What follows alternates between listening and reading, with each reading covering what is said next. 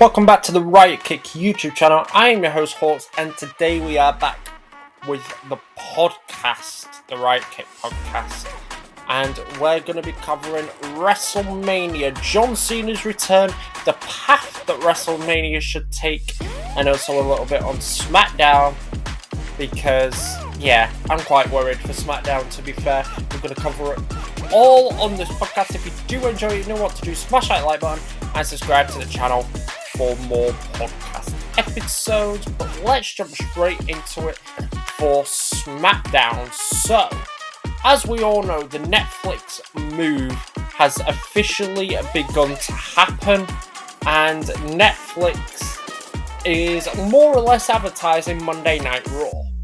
But for 80% of the world, SmackDown, NXT, and the premium live events are all going to be on Netflix as well. Now, I know the United States is like the main territory, but this makes me worried for SmackDown, especially with the transfer market and how it's gone and how the draft picks have gone so far.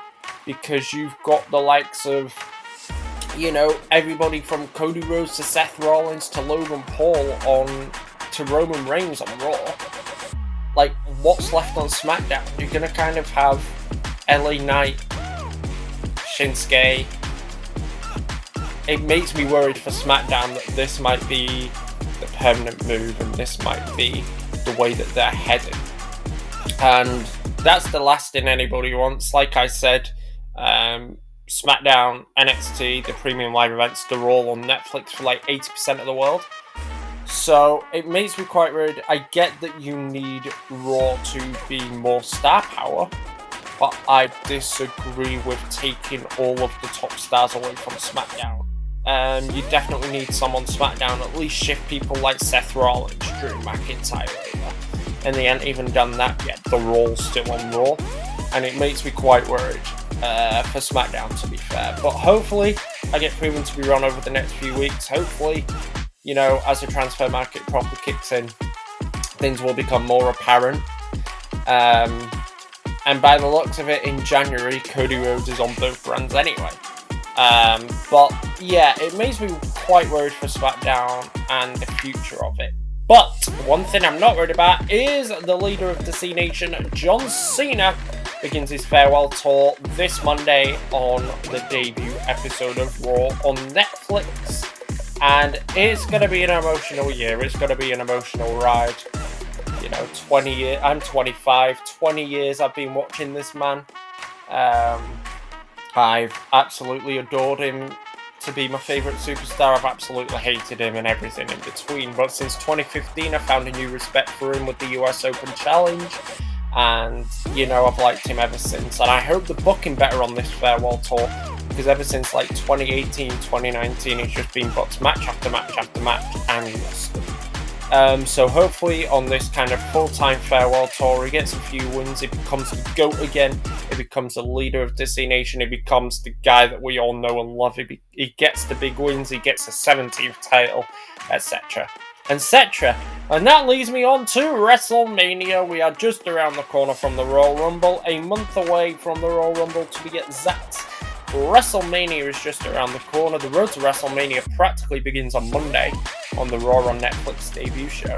And what path do you take for both Raw, SmackDown? You know, there's a lot of talk going around that Rock could be involved, and if he is, it's going to be Rock versus Cody. There's a lot of talk about Cena's opponent and who he's going to verse. There's a lot of talk about Logan versus Cena, but then that was quickly shut down. So what path do you take? And logically, in my brain, I'm like, this is the path that should go on. Gunther should hold the World Heavyweight Championship right through until WrestleMania, versus the winner of the Royal Rumble, John Cena. John Cena gets his 17th world title, defeating Gunther, knocking him off his perch. Cena has a run with the world title. On SmackDown, you've got Cody Rhodes holding the Undisputed Championship at WrestleMania. He goes up against Randy Orton. The history is there, legacy, and we all know what's happened over the past year or two with Cody and Orton. That makes sense. Cody versus Orton should happen. I do see Cody retaining though. Then you've got, where does Roman come into play? Where does Rock come into play? Make the dream match happen. Rock versus Roman. Simple as that. 3 of your top matches right there. Boost WrestleMania. Don't do Logan Paul versus John Cena. Don't do bloody Cody versus Rock. You know, we don't need it at WrestleMania. Have it at SummerSlam. Rock versus Roman in Las Vegas, the biggest match. That's how it should go down. Cena getting his 17th world title. That's how it should go down. Cody Orton, the history is there. That's how it should go down. Boost Raw, boost SmackDown. Boom. Done. So, what's your thoughts on SmackDown? Are you worried for SmackDown with the move to Netflix and Raw on Netflix debut? Are you worried that there's not going to be many top stars? Who do you think is going to move? Let me know down in the comments as to that and what path you would take for WrestleMania and the matches. And make sure to subscribe to the channel for podcast episode number 3 coming your way soon. And until the next one, we'll catch you all later. Peace.